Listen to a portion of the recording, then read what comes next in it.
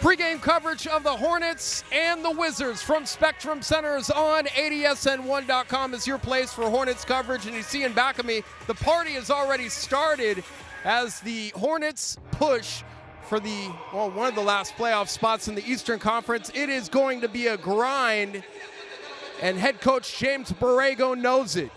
It's our focus right now defensively, protect the paint. When we've done that, we've won games for the most part. So we got to get back. Our number one thing right now defensively is protect the paint. So nothing easy at the rim. Everything's challenge at the rim. I expect that to be the focus tonight. Transition defense is a part of that. You got to get back, set your defense. A lot of the points we're giving up in the paint are happening in transition. So especially against these guys, they like to run. They're pushing the pace. This is a team that does get to the paint. So heavy focus tonight on protecting that paint.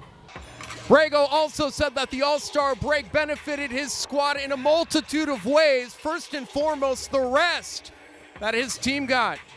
It's legs, shooting the ball. I think, even last night in some games, you saw a lot of missed shots early. Just getting back into rhythm.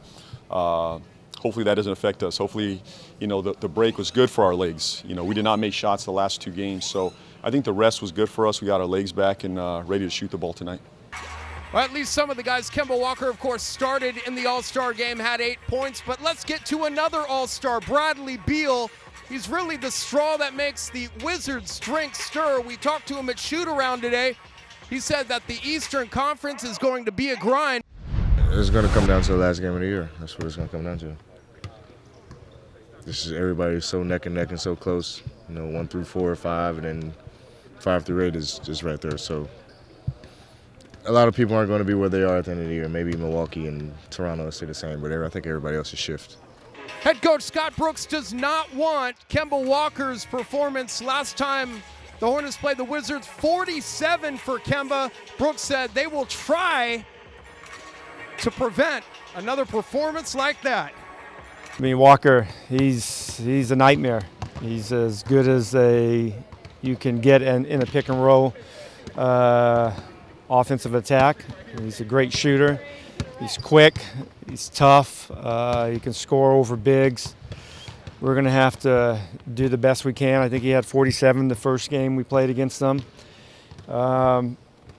If that happens, we got to at least shut the other guys down as much as we can. But yeah, he's as good as they come. Well, you go into the game with the game plan, knowing that we're going to have to really execute it right on point. And even if you do, he's one of those guys that can make tough shots, and he makes it consistently. So you have to also say those aren't tough shots for him because he does it so often. But changing coverages up and doing things, that's just part of all all-star players.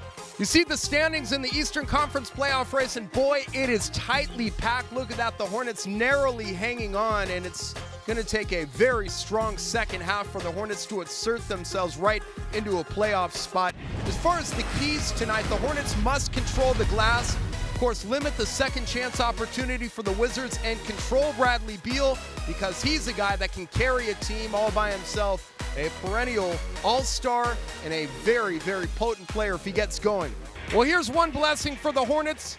No Hornets on tonight's injury report, so we're all thankful for that. Stay tuned for post-game coverage of the Hornets and the Wizards. We'll be watching this. We'll have Borrego's comments, and of course, we'll work the locker room for you. Complete Hornets coverage at ADSN1.com.